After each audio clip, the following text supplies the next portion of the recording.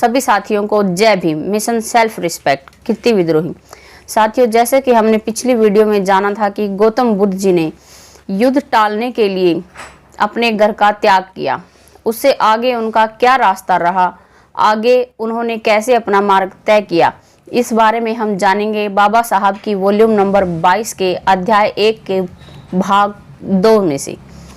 कपिलवस्तु छोड़ने के बाद सिद्धार्थ गौतम ने मगध साम्राज्य की राजधानी राजगृह जाने का विचार किया।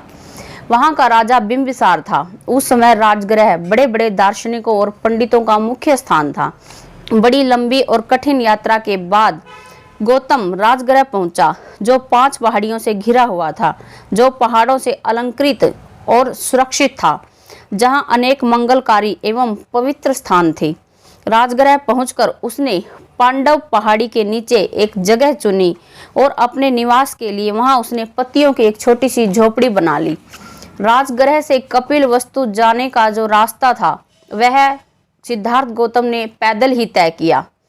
राजगृह कपिलवस्तु से लगभग 645 किलोमीटर दूर था। दूसरे दिन वह उठा, भिक्षा पात्र लेकर भिक्षाटन हेतु नगर जाने की सिद्धार्थ गौतम ने तैयारी की। उसके चारों ओर एक विशाल भीड़ जमा हो गई। जो भी उसे देखता उससे प्रभावित हो जाता। गौतम को भिक्षाटन में जो कुछ मिला उसे पहाड़ के एकांत में एक कोने में जाकर उसने खाया। फिर पांडव पहाड़ी पर वह चला गया। मगध नरेश बिंबिसार को जैसे ही सिद्धार्थ गौतम के बारे में पता चला तो वह उससे मिलने के लिए आए और उन्होंने उससे कहा, तुम्हारे परिवार से मेरी वंशानुगत प्रगाढ़ मैत्री है, इसलिए मेरे पुत्र तुमसे कुछ कहने की इच्छा उत्पन्न हुई है और मेरी बात ध्यान से सुनो। तुम्हारा शरीर लाल चंदन से सुगंधित होने योग्य है, कषाय वस्त्र के लिए नहीं। तुम्हारे हाथ साम्राज्य की रक्षा करने के लिए, भिक्षा के लिए नहीं। इसलिए हे तरुण, यदि तुम अपना पैतृक राज्य नहीं चाहते हो तो मेरा आधा राज्य स्वीकार करो।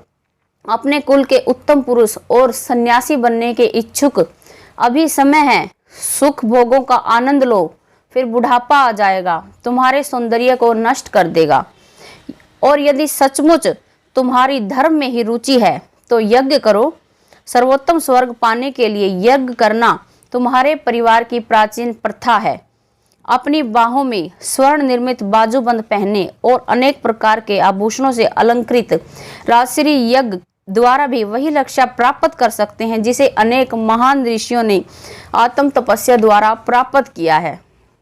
इसके बाद सिद्धार्थ मगध नरेश बिंबिसार को अपना उत्तर देता है। वह कहता है, आपने जो कुछ कहा वह आपके योग्य है राजन। आप एक महान कुल में पैदा हुए जिसका राज चिन्ह सिंह है। आप अपने मित्रों के हित चिंतक हैं और मेरी और आपकी मित्रवत व्यवहार आपके लिए स्वाभाविक ही है। जो व्यक्ति प्रतिकूल परिस्थितियों में नहीं बदलते उन्हें मैं दिल से अच्छा मानता हूँ।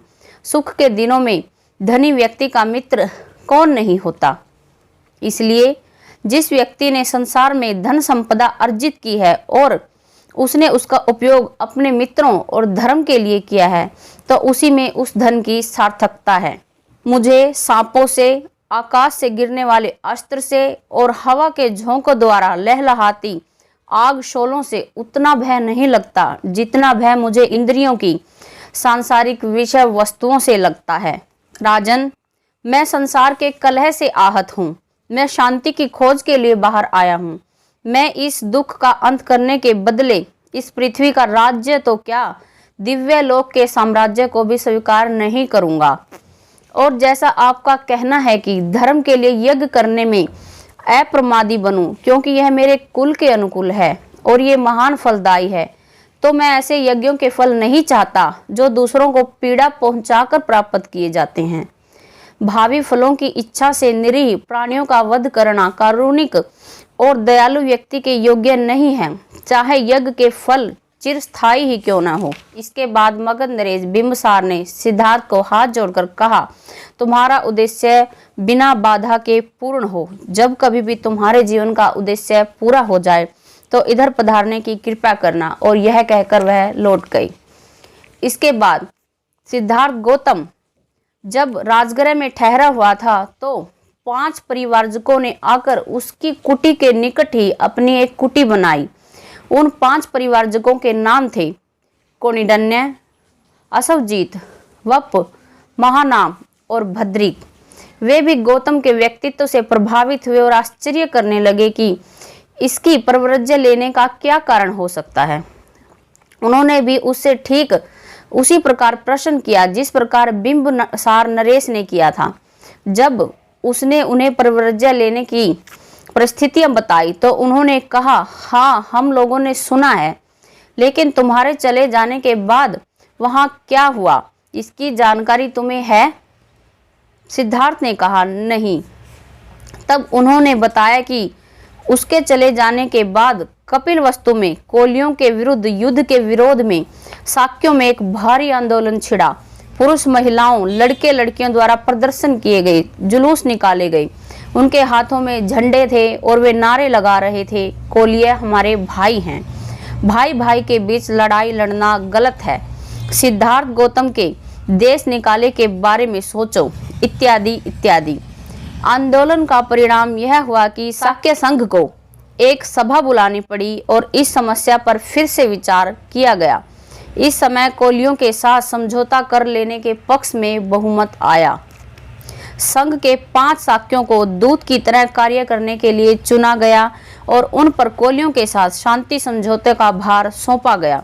जब कोलियों ने इसे सुना तो वे बहुत खुश हुए और उन्होंने भी 5 जनों को चुनकर कोलियों के दूतों से बातचीत करके संधि वार्ता चलाने का निश्चय किया। दोनों तरफ के दूत मिले और मध्यस्थता की। वे एक स्थायी परिषद बनाने पर सहमत हुए।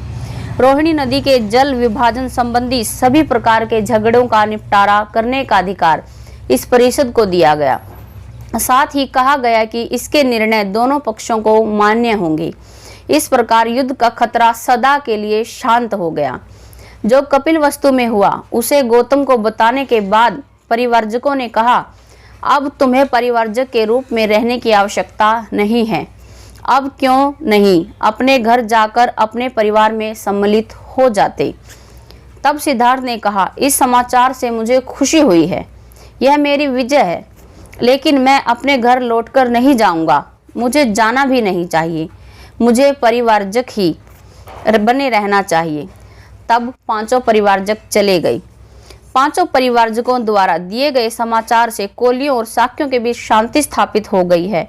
इस बात से गौतम बहुत बेचैन हो उठे। अकेले में वह अपनी स्थिति के बारे में सोचने लगे कि क्या अभी भी उसके परिवारजक बने रहने का कोई ठोस कारण है। सिद्धार्थ ने अपने आप से पूछा, वह अपने बंधु बांधवों को किस लिए छोड़कर आया था। उसने इसलिए घर छोड़ा था क्योंकि उसने युद्ध का विरोध किया था। अब जबकि युद्ध समाप्त हो गया है, तब भी क्या मेरे लिए कोई समस्या शेष बची है? क्या युद्ध की समाप्ति के साथ साथ मेरी समस्या भी समाप्त हो गई है? गहन चिंतन में उसे उत्तर नहीं मिला।